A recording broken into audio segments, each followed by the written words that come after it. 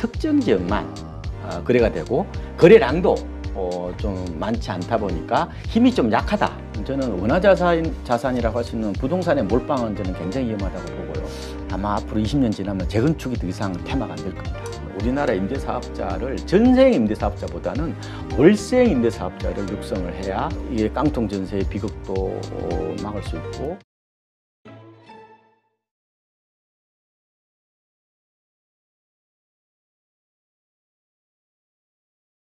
우리가 이제 그 부동산의 바닥을 좀 이해하는 그 예상해 볼 수 있는 지표로 거래량을 많이 보잖아요. 거래량이 뭔가 반전되는 네. 순간이 이제 변곡점이 될 수 있다. 그리고 그 거래량이 뭐 3개월이든 5개월이든 지속이 됐을 때 그걸 이제 추세로 본다든가. 요거는 이제 인정을 하시는 거잖아요. 맞아요. 그 거래량이 가격보다 더 무섭죠. 그래서 가격은 속일 수 있어도 거래량은 속일 수 없다는 얘기를 하는 건데, 지금 거래량이 전국으로 보면 4월부터 줄었어요. 줄었는데 서울은 보면은 가장 리얼타임으로 볼 수 있는 게 서울 그 아파트 거래량이 나오잖아요. 네. 실거래가로 나오는데 그게 지금 예년 같지가 않아요. 그래서 지금 보니까 작년 4분기 뭐 3분기 이럴 때 서울 아파트 거래량이 적게는 월 500건밖에 안 됐어요. 500건대. 얼마 안 됐네요. 요번에 좀 거래량이 좀 늘어났어요. 늘어났는데 이게 뭐 잘해봐야 한 3,300건 정도? 요 정도거든요. 그런데 역대 제가 그걸 서울시 그 정보광장을 들어가서 제가 싹 다 이게 조사를 해봤어요. 네. 그러니까 2006년도부터 작년까지요. 월 평균 거래량이 6,040건입니다. 월. 예. 서울 지역이. 그런데 2009년하고 지금 조금 비슷하다고 그랬죠. 네. 예, 그때만큼 반등이 급격하게 올 수 없는 게 2009년도에 월 평균 거래량이 6,039건이었어요. 6,000건 넘었죠. 네, 그러네요. 지금은 보니까 뭐 1, 2월 달에는 뭐 1, 2천 건 뭐 이 정도 되다가 이 4월이 이제 거래량이 좀 많아요. 그래서 이게 해봐야 한 3,300건 정도. 아직 뭐 미미하네요. 그러니까 원래 정상적인 거래량에 시장이 비해서. 여전히 지금 어떻게 보면은 약간 꿈틀거리는 수준 정도로 봐야 되는 거지. 거래가 완전히 확 살아나서 뭐 시장이 다시 이제 뭐 이렇게 리스타트하는 그런 상황은 아니라는 거예요. 뭐 그렇게 보시면 되고, 그리고 지금 거래량이 워낙 특정 지역만 많이 이루어지니까요. 뭐 특정지역이라면 노원구, 송파구, 강동구 이쪽만 집중적으로 거래되거든요. 소위 뭐 노도강 뭐 이런 식으로. 아니요, 주로 이제 MZ 세대들이 몰려갔던 곳. 갭 투자 많이 했던 곳. 예, 그리고 노원 쪽, 그 다음에 강동, 송파 이런 쪽만 거래가 집중적으로 이루어지다 보니까 약간 시차가 있어요. 그래서 이번에 제가 우리가 글로벌 금융 위기 때 그때 바닥 칠 때는 3개월 걸렸다고 그랬죠. 네. 실거래가하고 표본조사 통계하고 이번에는 한 5개월 정도로 보고 있는 것도 어떻게 보면 특정 지역만 거래가 되고 거래량도 좀 많지 않다 보니까 힘이 좀 약하다. 이렇게 보시는 거고, 그래서 제가 반복해서 말씀을 드리지만 충분히 어떻게 보면 싸게 살 수 있는 기회가 올 것이다. 올 거다. 그러니까 너무 이렇게 조바심 내지 않아도 되는데, 다만 그렇다고 또 너무 급락을 기대하지는 그렇죠. 말고. 그래서 항상 시장을 항상 예의주시하라는 거예요. 네. 그래서 항상 가장 좋은 방법은 우리 동네에 혹은 옆 동네에 2층 가구 이상 대단지 그 중개업소 사장님하고 뭐 자주 뭐 카톡을 하시든지 연락해 보시면 거기 반응이 가장 어떻게 보면 리얼타임 뭐 저는 이게 이제 바닥 지표라고 말씀을 드리는 거죠. 요거 하나만 더 질문 드릴게요. 그 시장을 아직도 좀 힘들 것이다 부정적으로 보시는 분들이 이야기하는 것 중에 하나가 논리가 지금 거래량 뭐 일시적으로 뭐 집값이 올랐다 하면 그럼 정말로 이게 집값이 오를 거라고 생각이 되는 시장 참여자들의 생각이 있다면, 집주인들이 있다면, 많다면 매물을 걷어들여야 되는데 오히려 매물이 증가하고 있다. 이 얘기는 집주인들도 집값이 빠질 거라고 지금 생각하고 이 가격이라도 일단 먼저 팔자. 이런 심리가 적용되는 거 아니냐 이런 의견도 있거든요. 그건 왔다 갔다 하는 거예요. 그 이제 지표, 심리 지표는 그것만 있는 게 아니라, 중개업자들 이렇게 전망지수 이런 것도 있거든요. 네. 이런 것도 보면 약간 올라가요. 그래서 그 입주 물량뿐만 아니라 이게 과연 물량 그게 어느 정도 신빙성 있느냐 이것도 봐야 돼요. 네, 중복 매물이 나타날 수 있거든요. 아, 그러니까 그 매물량 그게 국가가 너무 공식적으로 내놓는 매물이 아니지 않습니까? 보통 통계 정확성에 대해서 민간업체에서 내놓는 매물이기 때문에 그래서 이제 이런 겁니다. 시장을 결론을 내놓고 팩트를 갖다 붙이는 것은 위험해요. 여러 지표들이 있잖아요. 그렇죠. 서로 상반되는 것도 있고. 그러니까 제가 너무 지금 엇갈린 통계 혹은 지표들이 많기 때문에 원래 바닥에서는 시끄러운 거예요. 꼭대기에서 시끄럽고 원래 소음은 꼭지하고 바닥에서 많이 난다고 얘기를 하잖아요. 그것처럼 어쨌든 제가 드리고 싶은 거는 그럼 매물이 가면 좀 늘었다 그래서 가면 우리가 작년 가면 크리스마스 수준으로 올 1월 수준으로 그만큼 떨어질 거냐? 그건 알 수가 없는 거죠. 가봐야 되는 건데 아마 그렇게 되기는 단기적으로는 좀 쉽지는 않을 거예요. 네. 왜냐하면은 그때 소화가 일부 되었거든요. 근데 이제 그 매물이 금매물일 수도 있죠. 그러니까 이제 6월 1월이 그거잖아요. 6월 1일이 이른바 재산세 종부세 과세 기준이잖아요. 네네. 그 이전에 좀 싸게 팔려는 매물이 나올 수도 있고요. 네. 그죠? 여러 가지 변수들이 있었을 거예요. 근데 이제 그 매물 하나만 가지고 나는 이제 앞으로 집값이 무조건 이제 끝났어라고 이런 그런 결론을 내놓고 나서 자꾸 이렇게 오려붙이기식 결론을 내는 것은 그거는 잘못하면 이게 팬덤이 될 수 있거든요. 저는 그거보다 좀 합리적 의심을 가지고 여러 가지 지표를 보고 판단하시는 게 좋을 것 같다는 말씀을 드리는 겁니다. 알겠습니다. 네, 아마 많은 분들이 부동산과 관련해서 서로 상반되는 하락과 상승 여러 가지 이야기들이 나오고 있기 때문에 상당히 혼란스러워 하시는 것 같고요. 뭐 이러한 우리 다양한 생각을 가지신 우리 전문가분들의 의견을 들으면서 자료를 또 팩트 체크하시면서 내 중심을 잡아나가는 게 말씀하신 대로 제 좀 필요하지 결론은 않을까. 이겁니다. 그러니까 아까 조금 더 말씀을 드렸는데 지금 어쨌든 표본조사 통계까지 상승세로 서울 지역에 나타난 것은 이거는 일단은 기술적 반동을 일단 보자. 네. 앞으로 어떻게 될지는 모르니까. 다만 이게 여러 가지 경기 침체나 뭐 통화량 팽창이 또 미미하고 그리고 주택의 어떤 뭐 선침해 혹은 뭐 공간의 수요 이동 이런 걸 감안해 봤을 때 이게 크게 확 이렇게 V자로 올라가기는 힘들다. 그래서 여러 가지 뭐 글로벌 금융 시장 이슈가 있거나 할 때 좀 출렁출렁 걸릴 거다. 그래서 충분히 싸게 살 수 있는 기회가 있으니까 자꾸 이게 한참 늦은 통계 지표에 너무 연연하지 마시고 여러분들은 저는 2층 가구 이상 대단지 아파트 랜드마크 쪽에 항상 거기 길을 열어놓고 있으라는 말씀을 드리고 그리고 이제 싸게 사는 방법 중에 그게 하나 있고 분양을 올해 받는 것도 굉장히 좋습니다. 올해 분양이 활짝 열렸거든요. 집값이 만약에 좀 더 내려갈 거라고 보는 분들 입장에서는 분양이 좀 비싸게 그러니까 받는 그것도 거라고 이제 생각하니까. 지금 미분양이 조금 줄긴 했지만 악성 미분양은 또 늘어났거든요. 그거는 왜 그렇게 생기는 거냐면 분양가가 비싸서 그런 거예요. 그렇죠. 그러니까 주변 시세보다 한 10% 정도 싸게 사면 되죠. 누가 그걸 뭐 아무나 분양 받으래요. 그렇게 가격 메리트가 있는 걸 쪽으로 그런 접근을 쪽으로. 하시는 게 좋을 것 같고요. 제가 뭐 자선사업가는 아니잖아요. 아무거나 분양을 받게. 근데 요새는 또 경쟁률이 많이 높아졌어요. 이 규제가 대폭적으로 완화되면서. 그래서 여러분 이제 젊은 분들이 많이 듣는다면은 지금은 아마 강남 3개구와 용산 빼고는 다 비규제 지역이거든요.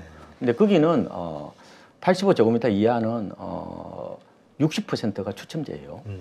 자기만 되면 무조건 다. 진짜 그 점수 나오기가 참 그렇죠. 어렵더라고요. 그러니까 점수 낮은 분들이 충분히 도전해 볼 수도 있고, 그다음에 85초가는 또 100%가 추첨제고, 그리고 규제 지역하고 광역시하고 수도권은 이 추첨제 물량의 75%가 무주택자한테 돌아갑니다. 그래요.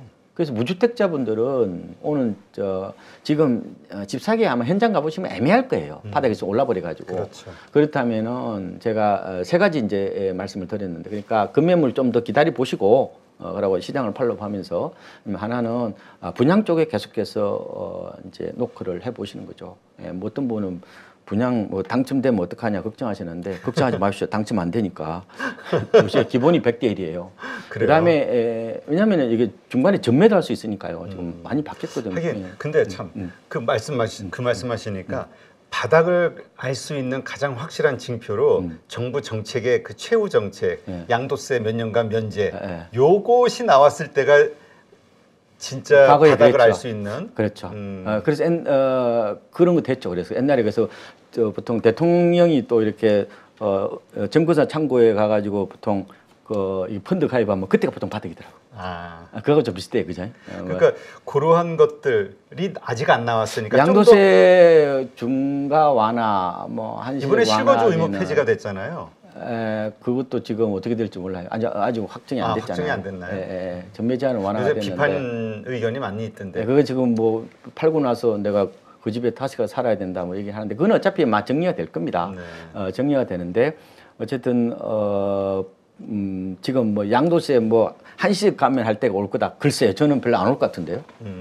규제 거의 다 풀렸는데 지금 안 풀린 게 일부 남아 있어요. 뭐 지금 뭐 취득세 다주택자 취득세 중과 완화라든지 아파트 매입임대사 포용이라든지 재건축 초과이익 환수제 완화라든지 아니면은 단기 양도세율 완화 일부 있거든요. 근데 그거 통과 안 돼도 별로 지금 시장이 지금 꿈틀거리는 데는 시장이 없습니다. 그건 국회 또 통과된다는 보장도 없고요.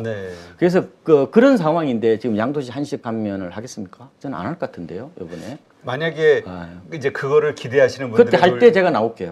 기대하시는 분의 논리는 지금 내놓은 정부의 정책들 이것 가지고도 하락을 못 막는 상황이 됐을 때 최후의 수단으로 나올 정책이 그거다 보니까 그건 가보지 않는 일이기 때문에 그건 알 수는 없고요. 그러니까 이런 겁니다. 그러니까 제가 말씀드렸다시피 부동산은 이거는 투자 자산이에요. 안 사셔도 된다니까. 왜 사요 그거를? 뭔가 긴가민가 자신이 없을 때 자신 없으면 안 사면 되는 거예요. 다만 홈은 필수죠. 근데 내가 이제 홈인지 하우스인지 헷갈려서 문제인 건데 아니 인구 감소 시대에 부동산을 왜 사요? 안 사셔도 된다니까. 꼭 사야 될 분은 그렇게 사시라는 거예요. 저는 꼭 이거 마지막에 넣어주세요. 그리고 이대로 나가면 되지. 그다음에 그 마지막에 제가 그러니까 급매물하고 이 분양받는 거하고 그다음에 경공매. 작년에 우리가 10월 달에 기준금리가 3% 넘었잖아요. 이게 서서히 아마 경기 침체와 맞물리면은 아마 경매 시장도 조금은 흔히 말하면 이 큰 장을 선다고 그러는데 아마 이게 당하는 또 세입자나 집주인들은 이게 이제 뭐 잔혹사가 되고 안타까운 일인데. 그렇죠. 지금 뭐 자영업자 문제라든가 그렇죠. 심각하죠. 경제는 양면이니까요. 그러니까 어쨌든 내 집 마련하실 분들은 제가 드리고 싶은 거는 지금 타이밍이 젤레다가 이번에 안 맞았잖아요. 사실상 1차 셀 기간을 놓쳤잖아요. 어떻게 보면은. 그래서 제가 드리고 싶은 게 타이밍에 너무 연연하지 마라. 타이밍은 어떻게 보면은 그는 지나가 봐야 하는 거고 그리고 잘 안 맞는다. 타이밍에서 부자 된 사람이 없다. 그래서 타이밍 재는 것은 게으른 사람이 하는 거예요. 나무 밑에서 감 떨어지길 기다리고 있는 사람하고 뭐가 다르느냐. 부지런한 사람은 이미 태풍이 거의 막바지에 왔기 때문에 사실상 온 동네에 감나무 밑을 뒤지겠죠. 성한 게 있는 건지 상한 게 있는 건지. 그런 게 중요한 거지. 어떤 사람 특정한 사람 믿고 벌리고 있다고 그래서 과연 안 오면 어떡할 거냐. 안 사도 되죠 그럼. 뭐 관계는 없는데 만약에 집을 꼭 사야 된다고 판단하면은 그런 한쪽 논리는 굉장히 위험한 거다. 이런 말씀. 오히려 답은 통계가 있는 게 아니라 현장에 있다는 말씀을 드리고 싶습니다. 그래서 아까 말씀하신 대로 2021년 10월 고점 대비 서울 지역은 한 25% 전후에 하락이 내려왔다면 그 다음에 지방은 30에서 35% 하락했다면 그냥 선별적으로 가봐야 돼. 그 막상 또 가보면 주방뷰예요, 주방뷰. 어제 주방뷰 아시잖아. 주방뷰?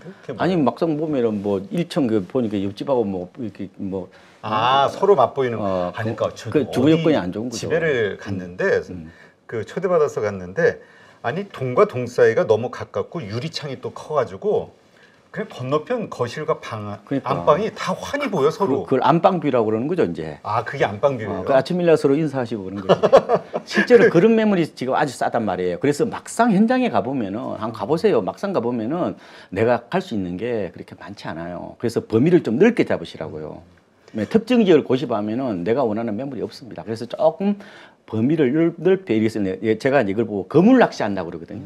그래서 범위를 넓게 잡아야 그나마 매물이 있는 거지. 약간 쇼핑하듯이 사야 되지. 그냥 그 지역을 고집하면은 사실상 매물이 없습니다. 네. 내가 원하는 매물이 없어요. 왜냐면 그것도 우리 애가 학교 다니면 또 유치원 가까운데 또 구해야 될 거잖아요.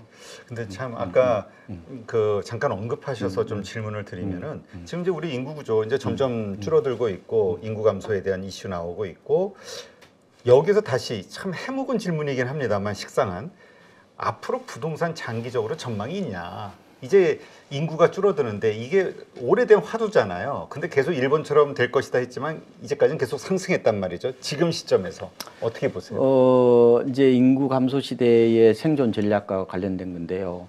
이 다음번에 책에 넣어놨는데 제가 짧게 말씀드리게 가장 중요한 것은 저는 원화자산이라고 할 수 있는 부동산의 몰빵은 저는 굉장히 위험하다고 보고요. 첫 번째 이거를 이제 글로벌 자산하고 분산을 해야 되고요. 두 번째로는 아마 앞으로 20년 지나면 재건축이 더 이상 테마가 안 될 겁니다. 예, 그래서 이제 주로 가격 상승에 초점을 맞추기보다는 캐시플로우 중심으로 자산을 재설계하는 게 필요할 것 같고요. 그다음에 세 번째로는 이제 초양극화 현상들이 나타날 겁니다. 예, 평균 함정에 빠지지 마시고요. 어쨌든 안 되는 데는 더 안 좋고 굉장히 이제 지역별로 희비가 많이 엇갈릴 거고 그리고 네 번째로는 황금성이 뛰어난 자산이 앞으로 부각이 될 겁니다. 황금성이 뛰어난 자산이라는 건 보통 일본 같은 경우 보니까 2013년 기준인데요. 일본이 전 주택 재고별 이 거래 회전율이요 0.3%예요. 우리나라가 많을 때 10%였거든요 연간. 네. 그럼 우리나라 1,200만 채면은 약 120만 채가 팔렸다는 거예요 10%면은. 근데 최근 5년간 보니까 한 5.5% 정도 나오던데 앞으로는 부동산이 감옥될 수 있습니다. 그러게 근데 그 말씀 가운데서 제가 와닿는 게 사실 지금 되게 오래된 노후 아파트들도 재건축에 대한 기대감으로 가격이 막 상승하잖아요.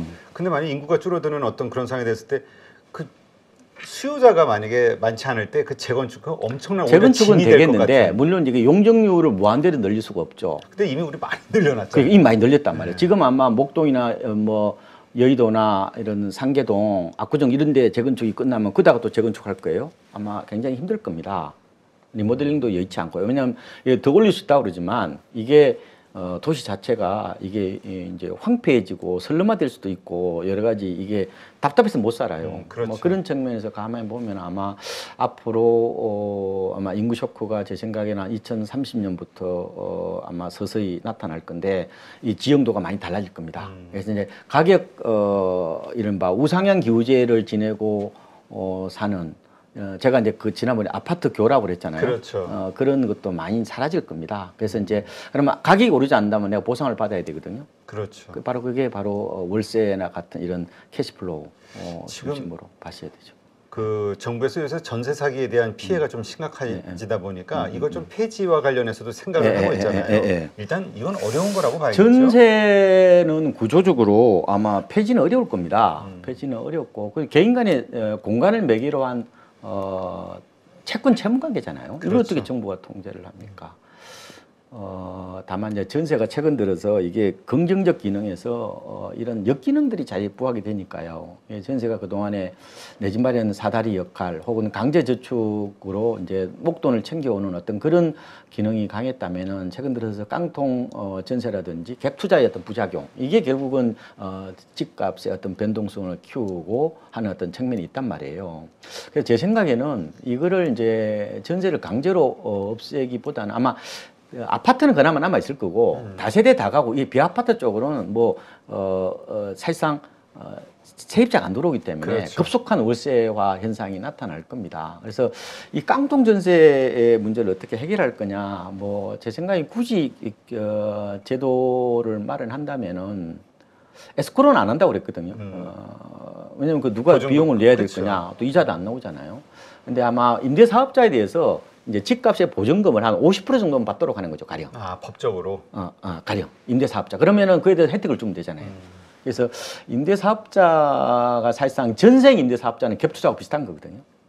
이게 결국은 역전세난도 이어지고 그러기 때문에 장기적으로 아마 이 보증금을 약간 저는 제동을 거는 것도 반월세, 반전세 뭐 이런 식으로. 그러면 이제 좀 덜 피해 보는 거거든요. 그래서 장기적으로 본다면은 우리나라 임대사업자를 전생 임대사업자보다는 월생 임대사업자를 육성을 해야 이 어떻게 보면은 이게 깡통 전세의 비극도 막을 수 있고 또 지난번에 뭐 안타까운 뭐 그런 일도 좀 막을 수 있지 않을까. 그래서 지금은 갑작스럽게 인위적으로 시장을 이렇게 제동을 걸면 또 혼란이 나타나요. 네. 그래서 어떻게 하면은 이게 스무딩 이펙트라고 그러잖아요. 어떻게 하면은 이게 원활하게 이게 결국 월세로 갈 텐데 네.